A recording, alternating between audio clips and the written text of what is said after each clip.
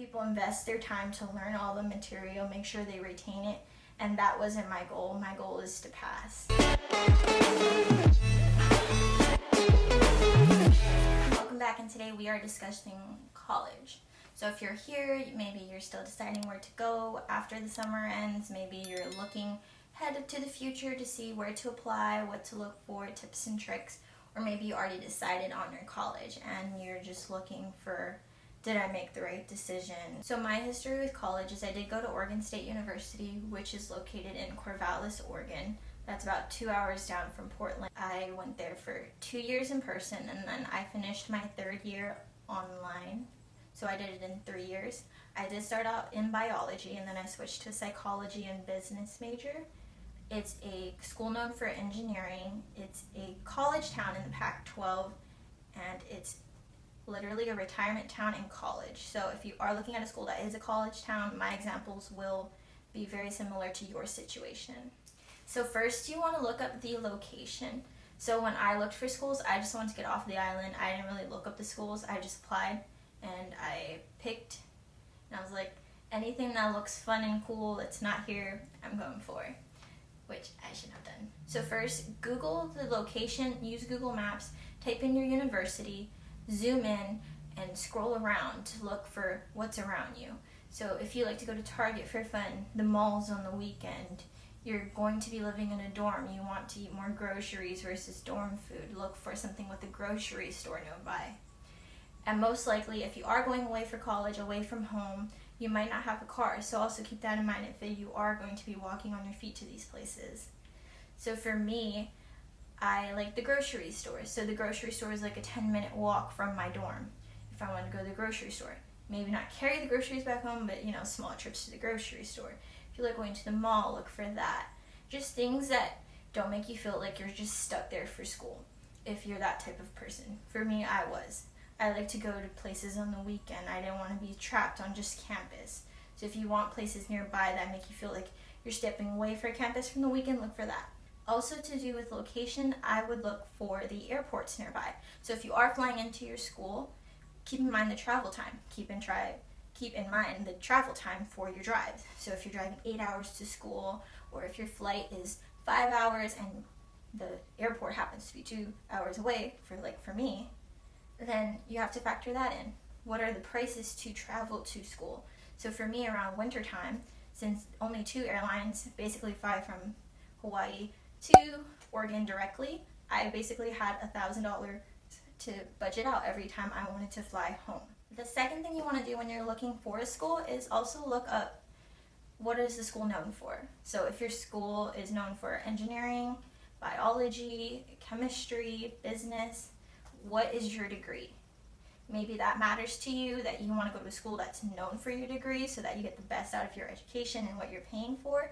For me, I did not care. I just wanted a degree that was certified because, in my opinion, a degree is a degree, and at the end of the day, you're going out to look for a job. For me, I went to an engineering school, which I did not know was engineering. They had so many more clubs, activities, and centers that were established for engineering.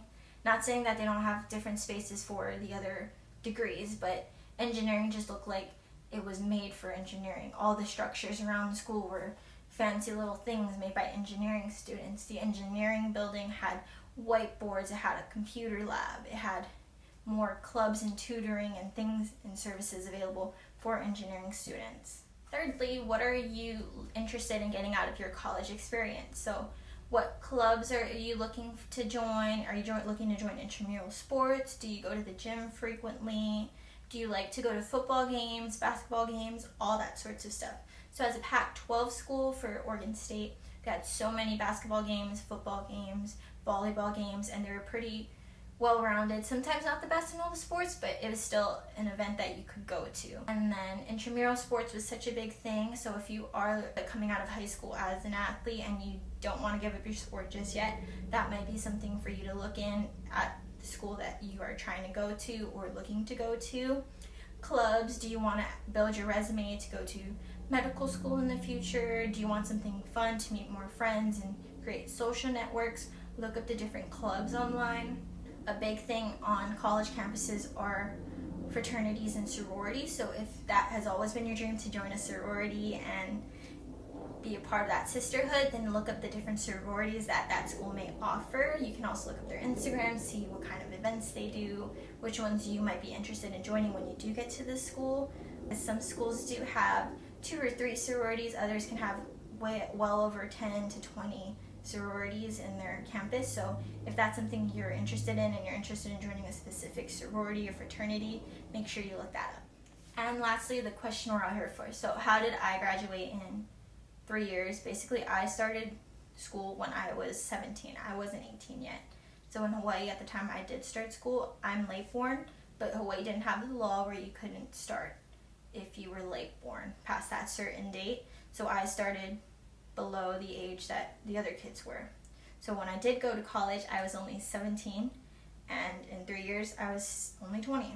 So that's how I graduated when I was 20. What I basically did was max out my credits. Some people aren't fortunate enough to be able to afford to max out their credits, but I did have a scholarship and I did have student loans. So the average student does 45 credits per year. I did well over 45 credits per year. So if you break that down, we have 3 semesters or quarters that are in the school year. I added the 4th, which is the summer. So 15 is the target credits you want per term. I did 19. So that's a total of 5 to 6 classes depending on what the credits are for the class. So I maxed out at 19 credits per term. What I did was 3 classes in person and then 2 online or 3 online. For me, I take the bigger classes in person because it's easier for me to focus and follow along on the harder classes than the easier classes in person. And you also do need to take majority of your courses in person in order to count as an in-person student, which I wanted the in-person student benefits, which included the gym and just being on the facility. If not, you were considered online and you couldn't really go onto the campus as a normal student. Trick with taking 5 to 6 classes was just finding the right schedule.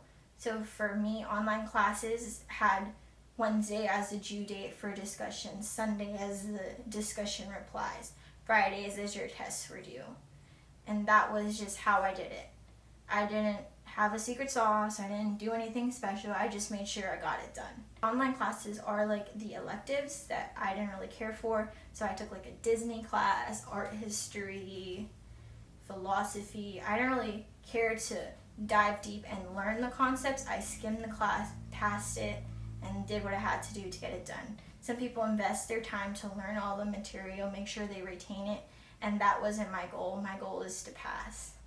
And I did pass. So my ending GPA for college was 3.8. So it shows that you don't have to learn the material to get good grades. You just have to skim it, get the test done, and that's it.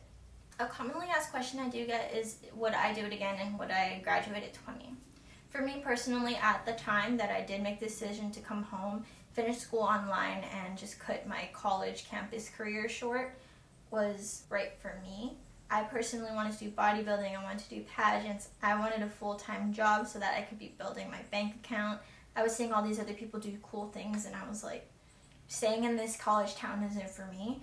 And so if that's the boat you do fall in, then make the decision that's right for you. But on the other hand, college is a great time. If you like just being independent, living on your own, that sort of freedom that you now do have, not being at home and just being around people who are your age and connecting with them, then stay at college. Do your whole 4 years, 5 years, 6 years. Do what's right for you at the time. Because at the end of the day, you're only going to get older. You're not going to get younger. You can't get these years back. So do what's right for you. Do what you feel fits your needs and what you want at the time. It's your younger years, and just have fun with it. I like me better.